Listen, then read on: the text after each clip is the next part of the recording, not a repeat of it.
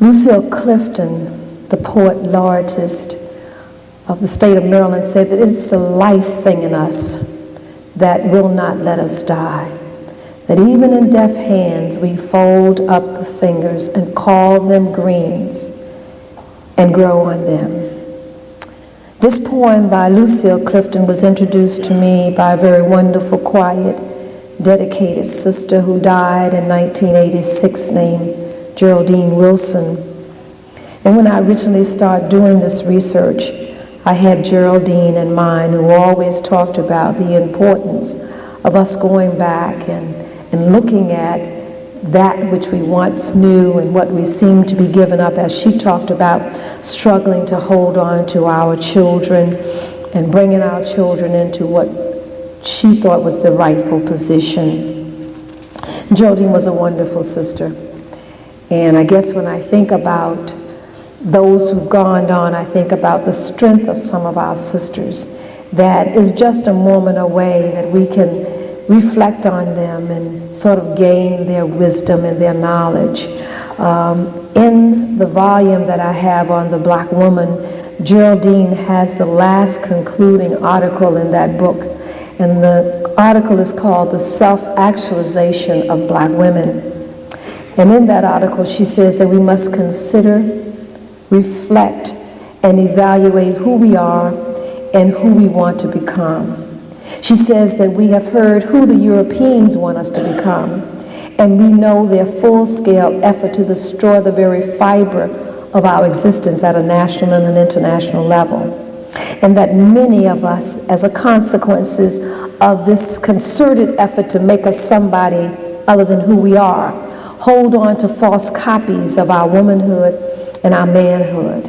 And many times we are afraid to let that false copy go because we don't think that we have anything to put in its place, not knowing or realizing that our strength, that the wisdom of our return is but a moment away in the knowledge of our foremothers, in the very basic fiber of their lives, and in the values and the ideas of an African culture.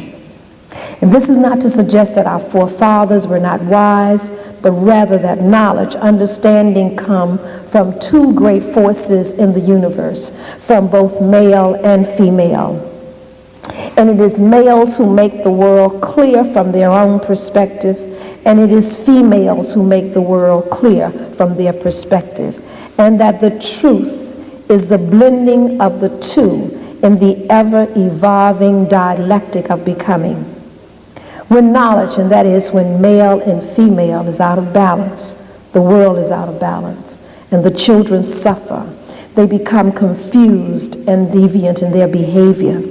And needless to say, it is from adults, and that is from male and female, that they learn this aberrant behavior. And so that if our children are not doing what they're supposed to be doing, it's because their elders are not doing what they're supposed to be doing.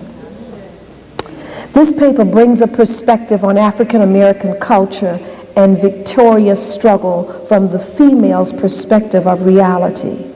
From the perspective of women such as Fannie Lou Hamer, who said that I stand on the truth.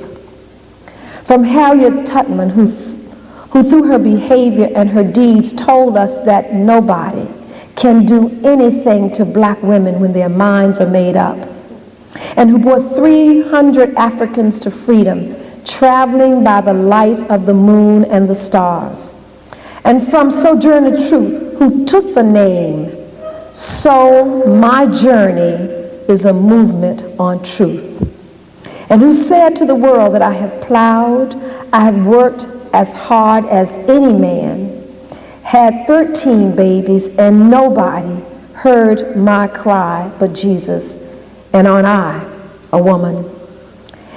And from Ella Baker, the theorist, the statistician, and the organizer of the Student Nonviolent Coordinating Committee, who at the age of 53 decided that I still have work to do.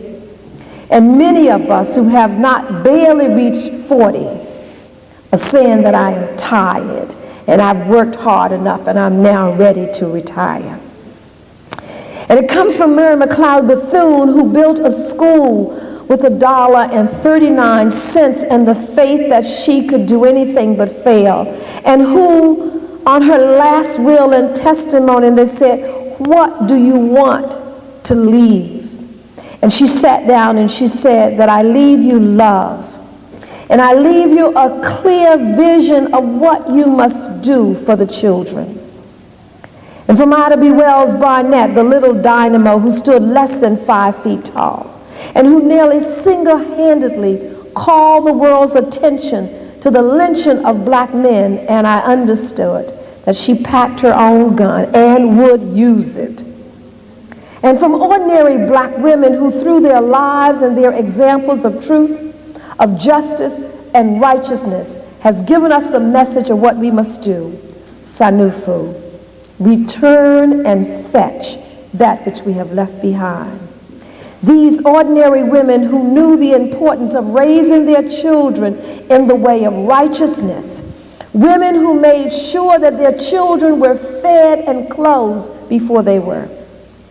And as I look at some mothers today, I think that they don't understand that.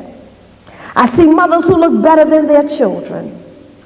And in a very real African traditional sense, that's not possible. Mothers may not have, but your children must always look like they've got something. Women who knew that their mothers and their mothers' mothers were the center of African life. And that as a people, we can only become righteous if we are raised by righteous women. Women who knew what it meant to be the moral standards of the community, and who were the final source of correctness in the community, who were the embodiment of the highest principle of Kemetic Egyptian morality, the principle of Mayat, the principle of truth, of justice and righteousness. And how interesting that the very essence of Kemetic life is in the image of a woman. And on the final day of judgment, one's heart, one's very essence must be weighed no heavier than the feather of Mayat, this woman who is the final judgment of whether or not you have led a moral and correct life. Sheikh Anta Diop, in his book, The Cultural Unity of Black Africa, tells us that no other people give women the centrality in culture that African give women. And after all, Africa is called the motherland, not the fatherland. And Africans say that women make it sweet. And when all other fail, and men cannot decide what is valid, what they ought to do, they say, bring the women. And they say, women, make it sweet. Tell us what we ought to be doing. The centrality of women in culture can also be seen in ancient Kemet goddesses, such as the goddess Nut, who is so awesome, so powerful, that she swallows the sun Ra in the evening and gives birth to it in the morning. And it was Aset, Isis as you might know, who repairs the dismembered body of her husband Osiris, who then later becomes the resurrected God, thanks to Aset. Because had she not gone around the world looking for the pieces of his body, and then after having not been able to find them in her anguish, only like a woman could, begin to cry. Cried so hard that she began to cause the Nile River to flood. And it is her tears that cause for the inundation every year. So you see, you're talking about a mighty woman who can cause the Nile River to flood every year to fertilize the land that goes on to bring life into the Nile Valley. The centrality of women can also be seen in the goddess Hathor, the nurturing goddess. And oftentimes in the pictures you will see the pharaoh nursing from the breast the wisdom of Hathor. She is the cosmic source of life. And Theophile Obanga, in his book, Ancient Egypt and Black Africa, tells us, and I quote, before the universal came into being, the original source of all life was already both male and female, end quote. He further maintained